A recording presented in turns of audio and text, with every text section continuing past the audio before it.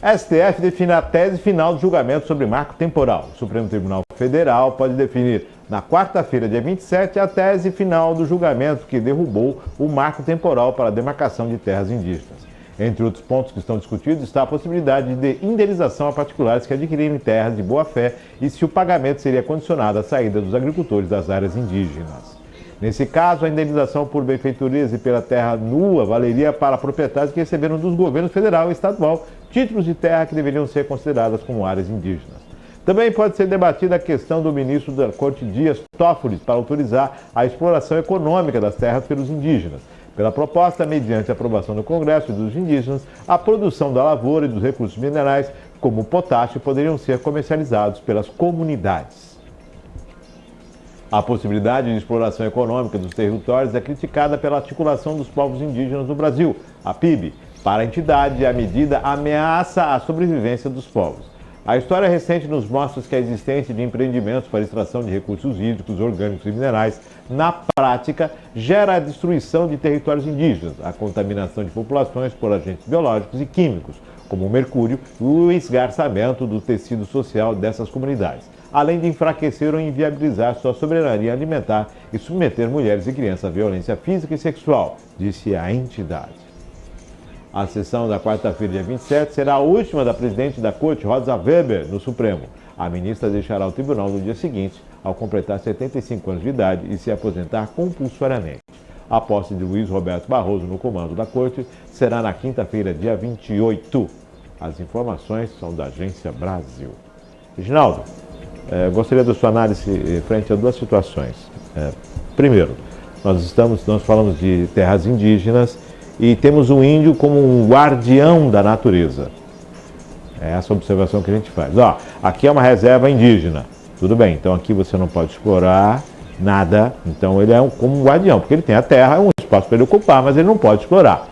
Nós temos outras situações aí de tribos que enveredaram pelo agronegócio e se tornaram expert no agronegócio. E isso resultou em comunidades indígenas muito mais aparelhadas, a cultura sendo exercida com muito mais facilidade e prioridade, né? Então, há exemplos de que a terra indígena bem preparada, bem produzida, mantém a cultura indígena e mantém muitas vezes essa questão da garantia do meio ambiente, da garantia das reservas, né? Boa parte das reservas. Temos essa questão.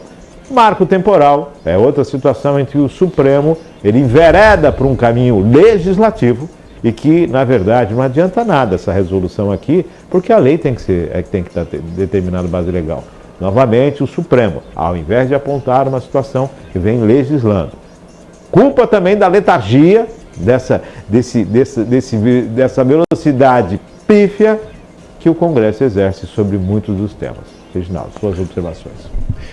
Então, eu acredito que a primeira coisa que a gente precisa entender é que os indígenas, eles são os proprietários naturais das terras brasileiras, né?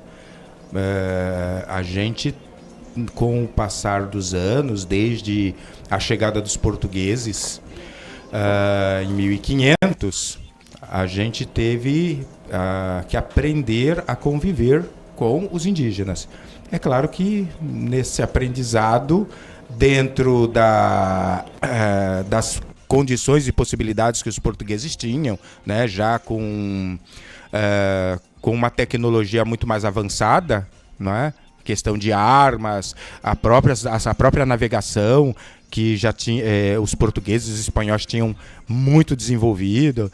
Então, esse conflito em se deparar com pessoas que, na visão deles, eram animais, né? Andavam nus, andavam nus, eles tinham uma outra, ou seja, a não compreensão da cultura do índio.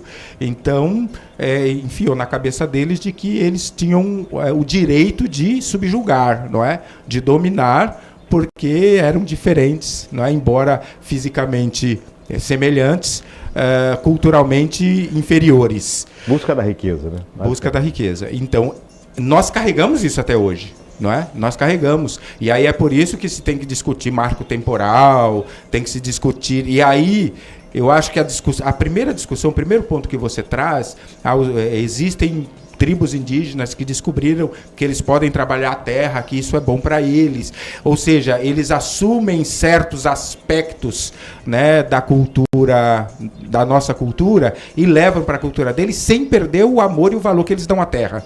Então, acho que isso é importante, isso precisa ser valorizado. Quando você vem falar do marco temporal, e aí você falar, o judiciário ele envereda sobre questões que não deveriam pertencer, legislar, e isso não é a função do judiciário, né? Nós temos um legislativo para isso, mas mesmo assim, no seu comentário você diz, mas o legislativo ele não está fazendo a parte dele. E eu entendo que hoje talvez seja a maior... como é que eu vou dizer para você? Talvez o maior crime ou o maior pecado do legislativo é essa morosidade, essa postergação daquilo que deve ser discutido no parlamento e que eles ficam empurrando, não é? Por ser polêmico, não é? Por ser muito polêmico.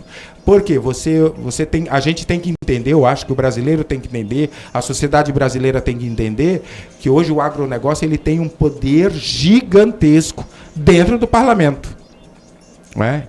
E aí o que acontece? Quando você vai discutir marco temporal, exploração de terras indígenas, não é, demarcação de terras indígenas, você discute dentro do parlamento algo muito polêmico com uma representatividade hoje no Congresso que ela é muito forte, que é o agronegócio, não é?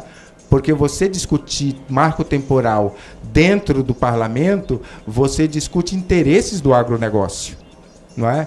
E aí talvez você também não pode dizer, vamos liberar para a gente não é, invadir tudo e poder fazer o que quiser. Não dá.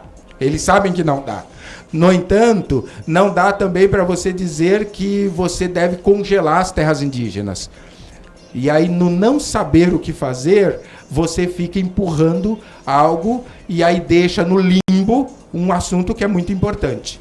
E aí vem o judiciário e vai legislar, porque o legislativo não tem coragem de legislar. É muito complexo. É uma discussão muito complexa. Eu preciso ter uma decisão, porque enquanto o assunto está no limbo, a gente vê que há um enfrentamento, porque como não há uma decisão concreta sobre as terras indígenas, tem gente que na cabeça pensa que ela pode invadir. Então aí a gente se depara e lembra, na virada do ano, aquela questão dos Yanomamis, não é? A questão de crime humanitário, né? Tá claro, né? Ali, na questão dos Yanomamis, estava acontecendo um crime humanitário, né? E que o Estado brasileiro ele precisa agora, na não definição do tema, qual é a resposta do Estado brasileiro? É tentar primeiro defender a vida, não é? Foi a primeira ação do Estado brasileiro, a partir do momento que veio a conhecimento público aquela situação dos Yanomamis, então vamos defender a vida. No entanto, a questão do marco temporal está posta, não é? Como é que a gente resolve esse assunto? É debatendo, mas debatendo, e aí a gente tem que trazer para o debate a questão histórica, a questão da construção da identidade brasileira, não é? Embora os portugueses não é, vieram e descobriram o Brasil, não é? E vieram povoar o Brasil, já encontraram alguma coisa aqui. Já encontraram. Então, como é que eu trabalho esse encontro de culturas? Como é que eu posso, ao mesmo tempo que eu trago, não é, o desenvolvimento, né, das questões industrial, agrícola, mas como é que eu preservo a história daquilo que já estava aqui? Não é? Ou será que na cabeça do brasileiro é justo, não é? É justo o massacre que foi feito em relação aos povos indígenas, não é? São vidas, né? E aí vem uma série de discussões. Senão vou aprofundar muito. Da mesma forma que a gente observa a questão linkada com a África, devemos observar também a questão linkada com os povos originários. Você está entendendo? É importante. Não dá para ter dois pesos, duas medidas. Tudo tem o mesmo peso e a medida é maior ainda do que se imagina. Tem que ser providenciado. Lembrando que você falou essa questão do Yanomamis, me veio à mente aqui a música de Caetano Veloso, Fora da Ordem, né? Que já citava usando Yanomamis, isso lá na década de 90. Sim. Então, Sim.